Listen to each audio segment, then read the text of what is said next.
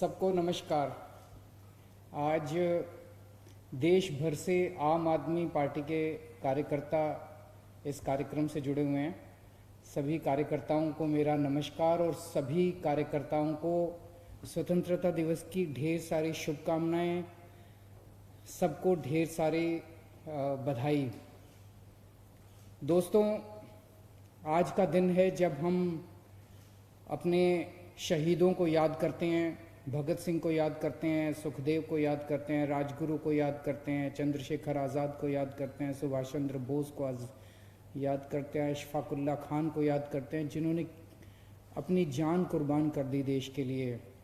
हम उन लोगों को याद करते हैं जिन्होंने अपनी पूरी ज़िंदगी देश के लिए लड़ाई लड़ी। महात्मा गांधी को याद करते हैं, बाबा साहब अम्बेडकर को याद करते हैं, सरदार पटेल को याद करते हैं, जिन्होंने पूरी ज़िंदगी अपने देश को आज़ाद कराने के लिए तपस्या की।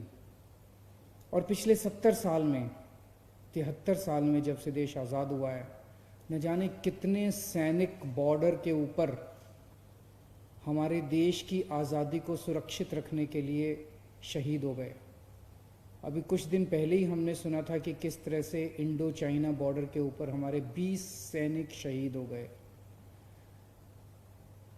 हमें कई बार एहसास भी नहीं होता जब हम अपनी ज़िंदगी जी रहे होते हैं कि ये लोग, हम कैसे अपनी ज़िंदगी में बिना एहसास की आज़ादी से घूम रहे होते हैं, अपने परिवार को पाल रहे होते हैं, अपनी नौकरी कर रहे होते हैं। हमें एहसास भी नहीं होता कि हमारी आज़ादी की कीमत क्या है। हमारी इस आज़ादी को कुछ लोग अपनी जान की बाजी लगा के इस आज़ादी को बरकरार रखे हुए हैं। आज आइए हम सब लोग उनको नमन करते हैं, उनका सम्मान करते हैं। आज आपसे एक बड़ी अहम चर्चा करने के लिए मैंने ये मीटिंग रखी है देश के सभी कार्यकर्ताओं के साथ। हमारा पूरा देश, पूरी दुनिया इस टाइम कोरोना की महामारी से जूझ रही है। दिल्ली में भी खूब कोरोना हो गया था। एक टाइम ऐसा था जून के महीने में, आज से 2 महीने पहले, एक टाइम ऐसा था दिल्ली के अंदर इतना ज़्यादा कोरोना था कि चारों तरफ डर का माहौल था, केसेस बढ़ रहे थे, अफरा तफरी का माहौल हो गया था। लेकिन फिर हम सब लोगों ने मिलके, सबको साथ लेके, सबको मिलके कुछ ही दिनों के अंदर हमने उस पर काबू पाया। मैं ऐसा नहीं कहूँगा कि दिल्ली की में हमने कोरोना की बाजी जीत ली है, अभी हमें काफ़ी और आगे जाना है। लेकिन जो स्थिति 2 महीने पहले थी उससे कहीं ज़्यादा स्थिति आज अच्छी कंट्रोल में आ चुकी है।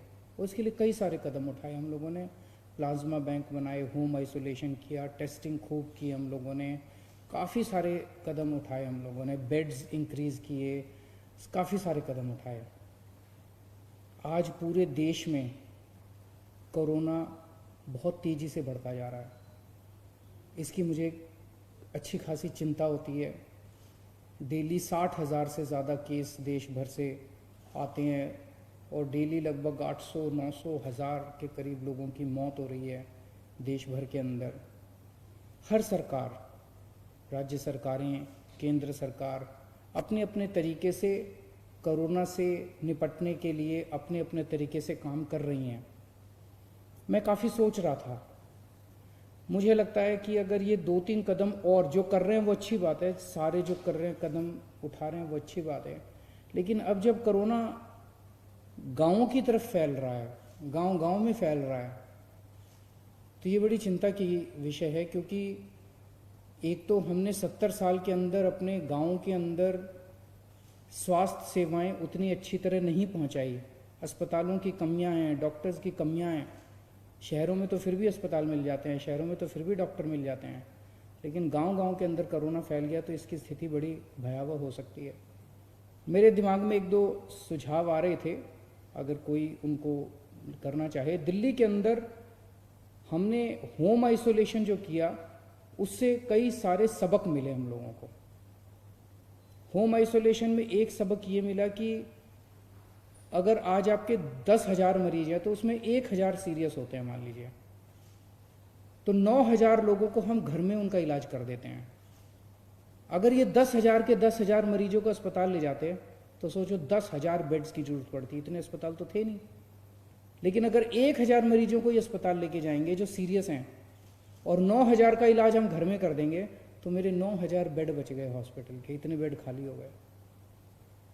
उसी तरह से अगर हम गांव में अगर 3 स्टेप स्ट्रेटजी करें, एक स्टेप कि होम आइसोलेशन को बहुत अच्छा बनाए। होम आइसोलेशन का मतलब ये नहीं है कि अगर आपके माइल्ड सिम्टम है, एसिम्टोमेटिक है, तो आपकी जिम्मेदारी से सरकार हाथ धो लेगी, नहीं।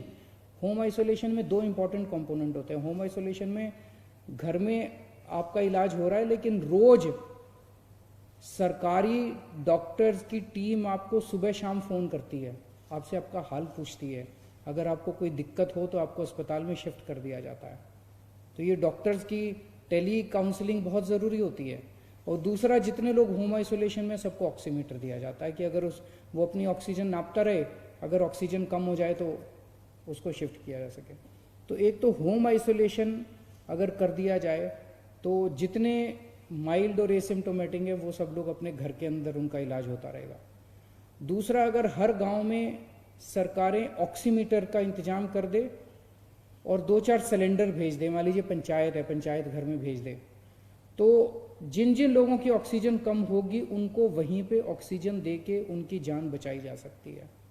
लेकिन अगर फिर भी कोई और सीरियस होता है तो फिर उसको शहर के या डिस्ट्रिक्ट के या जिले के अस्पताल में शिफ्ट किया जा सकता है। तो ये मैं अपने अनुभव से, मेरा ये सुझाव है, ये कोई ज़रूरी नहीं, लेकिन सभी सरकारें अपना अपना अच्छा काम कर रही हैं और मैं उम्मीद करता हूँ कि जल्दी पूरे देश को कोरोना से मुक्ति मिलेगी। आज सभी कार्यकर्ताओं से मैंने अपील करने के लिए ये आपके साथ संवाद रखा है। सरकारें अपना काम कर रही है, सभी सरकारें अपना अपना काम कर रही है, लेकिन समाज इस टाइम अपनी जिम्मेदारी से भाग नहीं सकता। हम सब लोगों की भी जिम्मेदारी है, हम सब लोगों की भी जिम्मेदारी है कि हम आगे बढ़ के एक दूसरे की जान बचाने की कोशिश करें इस महामारी के दौरान।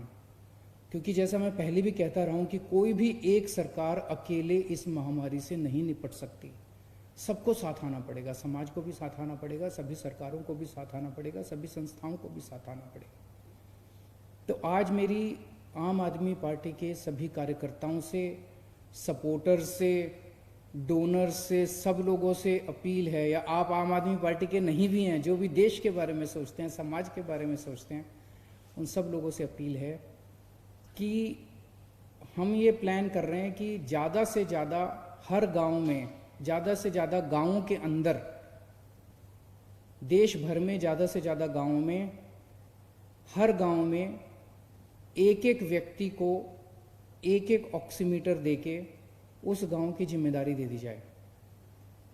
ये पूरा समाज की तरफ से है, ये पूरा ये प्राइवेट एफर्ट है, इसमें कोई सरकारी हस्तक्षेप नहीं है। तो एक गांव के अंदर मान लीजिए एक व्यक्ति को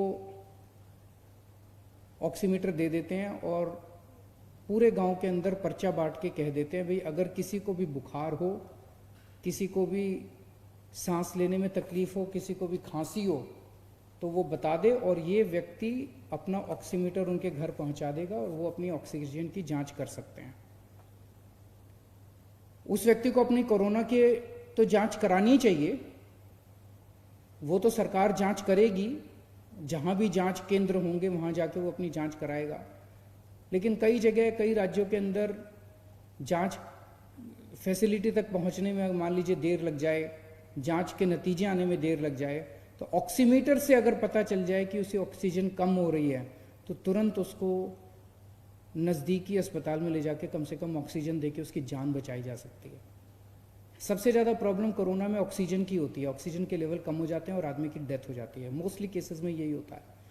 तो मेरी एक तो अपील है कि जो लोग ज़्यादा से ज़्यादा ऑक्सीमीटर्स डोनेट कर सकें, आप ज़्यादा से ज़्यादा ऑक्सीमीटर्स हमें डोनेट कीजिए और आम आदमी पार्टी को डोनेट कीजिए और हम ये ऑक्सीमीटर्स जो जिन जिन गाँव के अंदर लोग जिम्मेदारी लेने को तैयार होंगे उन गाँवों के अंदर ये ऑक्सीमीटर पहुंचा देंगे और ज़्यादा से ज़्यादा पूरे देश भर में गाँवों में हम ऑक्सीजन जांच केंद्र, एक एक ऑक्सीजन जांच केंद्र बनाएंगे ताकि अगर किसी की ऑक्सीजन कम हो जाए तो वो अपनी ऑक्सीजन जांच करके और उसको उसकी जान बचाई जा सके। इसके ज़रिए हमारा मकसद केवल जान बचाने का है। इसमें क्या क्या हिदायतें बरतनी है वो सारी हम ट्रेनिंग कर देंगे कि कहीं उसको ऑक्सीमीटर को सैनिटाइज कैसे करना है, अपने को कैसे बचाना है, मास्क पहन के कैसे जाना है। मान लीजिए कभी आप जांच करें और आपको ही कोरोना ना हो जाए, इन सब चीज़ों की हम अलग से एक्सपर्ट्स के साथ बैठ के हमने पूरी प्लानिंग करी है, वो सारा हम अलग से बता देंगे। तो दो चीज़ें हैं, एक तो अगर आप ऑक्सीमीटर दान करना चाहते हैं तो आप हमें बताइए, और दूसरा ये कि अगर आप किसी गांव में रहते हैं और आप अपने गांव की जिम्मेदारी लेना चाहते हैं तो आप हमें बताइए। जितने भी आम आदमी पार्टी के स्टेट अध्यक्ष हैं, स्टेट कोऑर्डिनेटर्स हैं, डिस्ट्रिक्ट जिला अध्यक्ष हैं, उन सबको आज मैं जिम्मेदारी सौंप रहा हूँ कि आपके अंडर में आने वाले जितने भी ज़्यादा से ज़्यादा गांव के अंदर आप ये ऑक्सीजन जांच केंद्र खोल सकते हैं, आप ज़रूर खोलिए और ज़्यादा से ज़्यादा लोगों की जान बचाने की कोशिश कीजिए। कल मेरा जन्मदिन है, मैं जन्मदिन नहीं मना रहा कल, सो मेरी आप सब लोगों से विनती है। कई लोग अपने आशीर्वाद देने के लिए, शुभकामनाएं देने के लिए घर पे आते हैं, तो प्लीज़ मेरे घर मत आइएगा कल। इसमें बुरा मत मानिए, आप अपने अपने घर से मुझे आशीर्वाद भेज सकते हैं, अपने अपने घर से मुझे शुभकामनाएं भेज सकते हैं। और लेकिन मैं जन्मदिन नहीं मना रहा, मैं आपको केक नहीं खिलाऊंगा, लेकिन मैं आप लोगों से मुझे गिफ्ट चाहिए, और वो गिफ्ट यही है कि जो लोग जितने ऑक्सीमीटर आम आदमी पार्टी को डोनेट कर सकते हैं, आप प्लीज़ डोनेट कीजिए। और जो जो लोग अपने अपने गांव की, अपनी अपनी कॉलोनी की जिम्मेदारी ले सकते हैं, आगे बढ़ के जिम्मेदारी लीजिए और ऑक्सीजन जांच केंद्र अपने गांव में, अपने इलाके में शुरू कीजिए, ताकि लोगों की जान बचाई जा सके। हम अपने लोगों की जान बचानी है, एक एक जान कीमती है हम लोगों के लिए। कुछ लोगों ने ऑलरेडी, मैं जब इसकी प्लानिंग कर रहा था, नंबर वो भेजे हैं। डॉक्टर निज्जर हैं अमृतसर से, वो 500 ऑक्सीमीटर डोनेट कर रहे हैं। नीना और अजय मित्तल हैं, वो भी 500 ऑक्सीमीटर डोनेट कर रहे हैं। मोहन दसारी हैं बेंगलोर से, वो 250 ऑक्सीमीटर डोनेट कर रहे हैं। वैभव महेश्वरी हैं लखनऊ में, वो 300 ऑक्सीमीटर डोनेट कर रहे हैं। और भी बहुत सारे लोग मैसेजेस कर रहे हैं और डोनेट कर रहे हैं, मुझे बहुत खुशी है। जैसा मैंने कहा कि सभी सरकारें अच्छा काम कर रही हैं, सभी सरकारें पूरी कोशिश कर रही हैं।